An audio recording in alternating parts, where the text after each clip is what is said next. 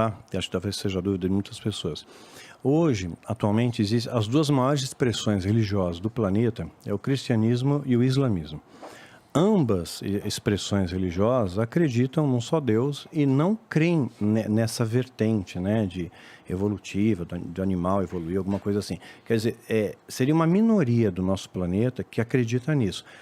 Você entende que esses são seres mais iluminados que os demais? Não. Ou a maioria está tudo errado? Não, o mecanismo de crença não faz ninguém ser melhor ou pior que o outro. Não, exato. Eu só queria entender o fato é o pensamento, seguinte, a linha de vamos lá. pensamento. Não é um conflito, Não, tá? Paixão. Pelo amor de Marcelo, Deus. que isso? É. A questão é a seguinte, o budismo no Oriente é extremamente difundido. Sim. Mas aqui no Brasil, não. Porque nós temos quase 90% da população cristã. Uhum. E a não propagação... praticante, né? Mas tudo bem. A questão é, a propagação desse cristianismo, de uma maneira desenfreada, criando igrejas e tudo mais, faz com que as pessoas elas não tenham possibilidade de conhecer outras crenças.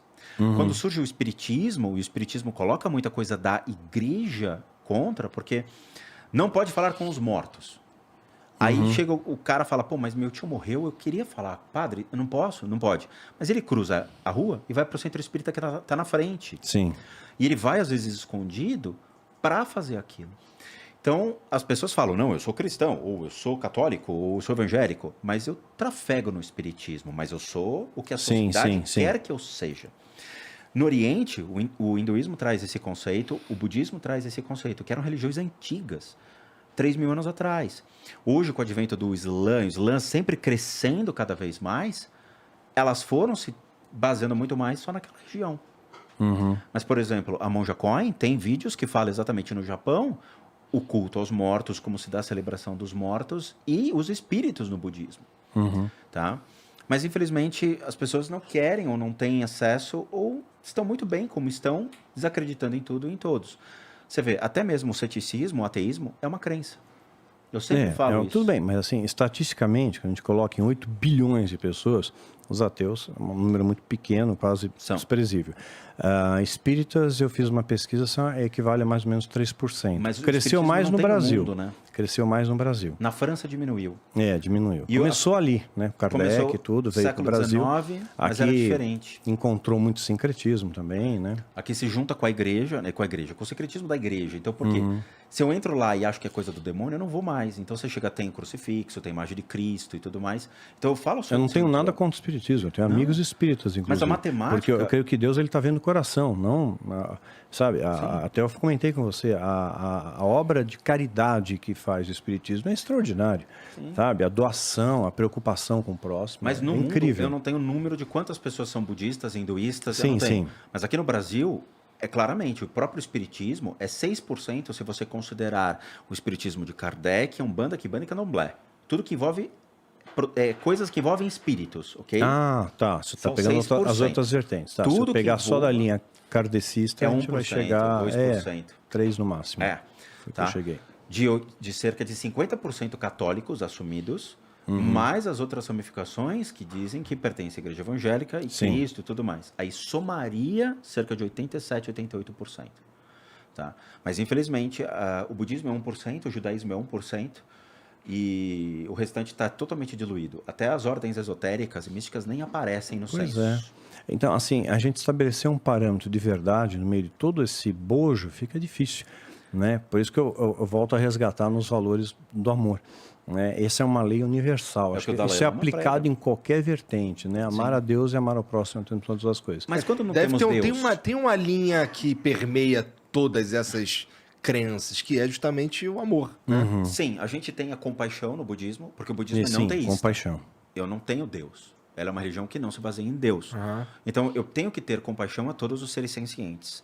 Todos os seres têm o mesmo direito de existir que eu, todos os direitos têm o mesmo direito de comer a mesma quantidade de comida que eu como, ou beber a quantidade de água que eu bebo. É algo unânime. Ou seja, eu tenho que fazer bem para o próximo, para receber também esse bem. Entende? Você planta e colhe. O budismo ele traz essa ideia de sempre, ou seja, equanimidade, ser compassivo ao ser humano, sempre ser justo, buscar sempre o equilíbrio. Então, ela não tem Deus, mas ela tem todos os princípios que você vê na Bíblia, de Cristo. Sim. Todos. Tá? E uma religião que antecede a Cristo. E tem muitos paradoxos na história até. Vou pensar um exemplo, o Egito sempre foi extremamente politeísta, né? Tinha um monte de deuses ali. Mas teve um faraó, né? Amenófis IV, ele teve um insight, né? Ele falou, não, a gente está errado, não existe tantos deuses assim, não. Tem um Deus só, né? Ou um Deus majoritário, né? E ele deu o nome de Atom, quer dizer Sol, né? Glória ao disco solar. E ele muda o nome dele, de Amenófis IV, para Akhenaton, né? E criou uma grande polêmica no Egito. Quer dizer, da onde ele tirou essa ideia que existia um ser único, divino, criador de todas as coisas, né? A gente vê a mesma coisa no zoroastrismo, né? Remonta a 3.000 anos antes de Cristo, né? E também, de repente, no insight, não, tem um Deus só, e eu não sei se a minha pronúncia vai estar correta, mas ele chamava algo como Asura Mastra, ou Grande Sábio. Ele né? tem a dualidade também do bem e o mal. Sim. Dentro do zoroastrismo. Ele acredita que tem o mal e tem o bem. Sim, a gente vê isso no ser humano, a gente vê essa coisa pendular, né?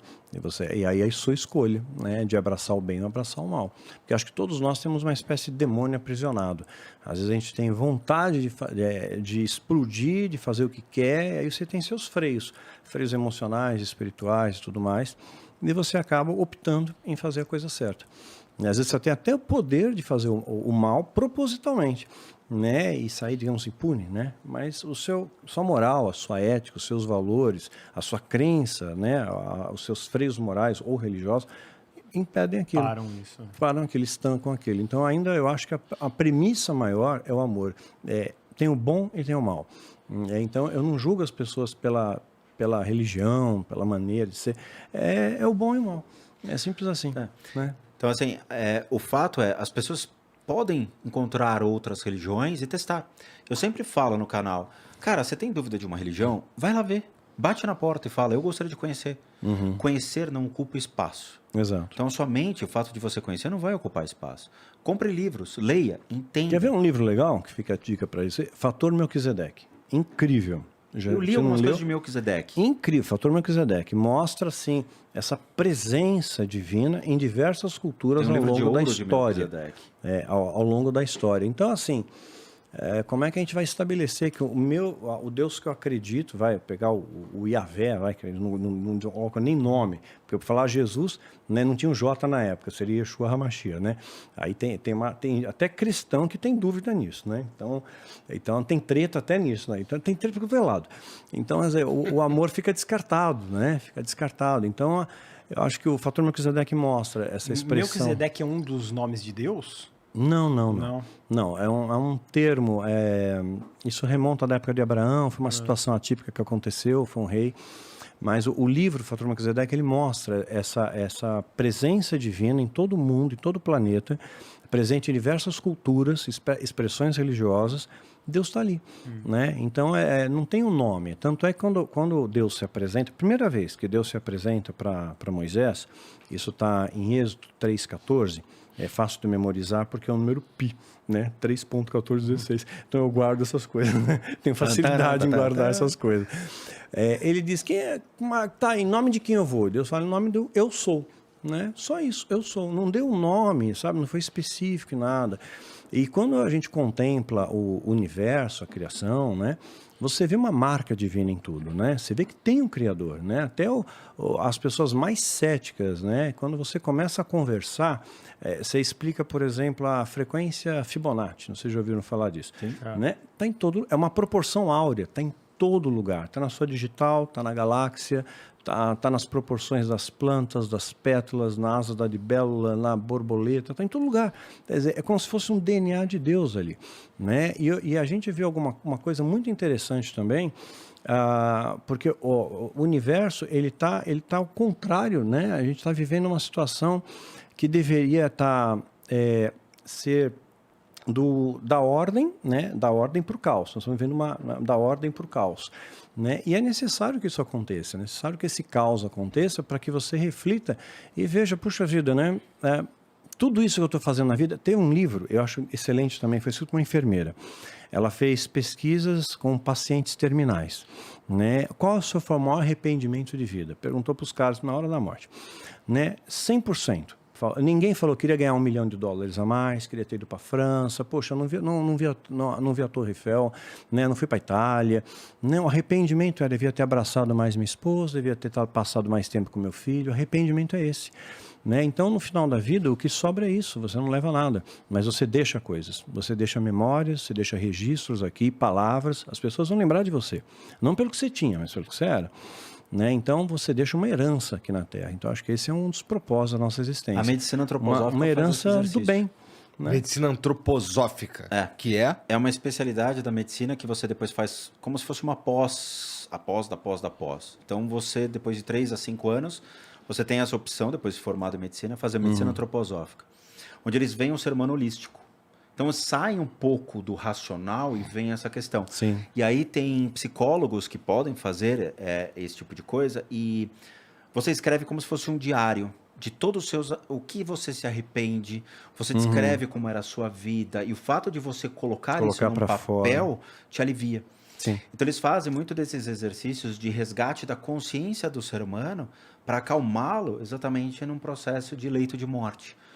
É legal esse tipo de coisa de medicina antroposófica e é reconhecido pelo SUS como uma aplicabilidade ok. Pode ser utilizado para as pessoas para tratar holístico. Holístico não é místico, holístico seria como um todo. Ser humano físico, emocional, mental e o eu espiritual dele. Tá? Então, eu vou tratar ele como um todo. Ver exatamente a espiritualidade. Por isso que na Bíblia tem uma colocação que é interessante, que acho que as pessoas passam por cima e não percebem, né? Quando fala em tudo dai graças, nada fica fora desse tudo. Mesmo as coisas que a gente não compreende. Tem coisas que a gente não vai entender, né? Que acontece no nosso entorno, que, por quê? Né? Que isso aconteceu. Eu acho que tudo tem um propósito e muitas coisas nós não temos a capacidade mental de entender. A gente não usa nem 10% do cérebro, né? Somos muito distantes de compreender a mente de Deus, né? Essa equação, a gente não fecha na nossa mente. Mas tem uma coisa, uma alegoria que eu acho que é legal, que mostra que um homem muito rico estava contemplando pela janela e ele vê um mendigo lá catando papelão. Aí ele pensa, poxa, que bom que eu sou rico, eu estou aqui nesse apartamento luxuoso, e o cara está lá se lascando, né? Aí vai lá pro cara que está catando papelão, ele vê um cara andando pela rua falando sozinho, maluco. Aí ele pensa, puxa, que bom, né? Que eu tenho saúde, eu não sou maluco que nem aquele cara. Né? Eu estou aqui catando papelão, mas eu sou saudável. Aí o maluco pega, vê uma ambulância passando no pau perto dele. Aí ele pensa, pô, que bom, né? Eu sou maluco, mas eu não estou doente. Né? A ambulância está indo lá. Aí o cara que está dentro da ambulância, sendo levado para o hospital, ele chega lá... Não, o final é melhor. Ele chega lá e não tem hospital lotado, SUS, tá? Ele é colocado ao lado de uma maca que tem um cara morto. Aí ele pensa, puxa, que bom que eu estou vivo, né? Esse cara está morto. Então, assim, sempre a gente vai ter um motivo para agradecer a Deus, né? E a gratidão é uma coisa transformadora na nossa vida, quando você aprende a ser grato pelo que você tem e não reclamar pelo que você não tem. Tem sido algo transformador na minha vida e acho que transforma qualquer um.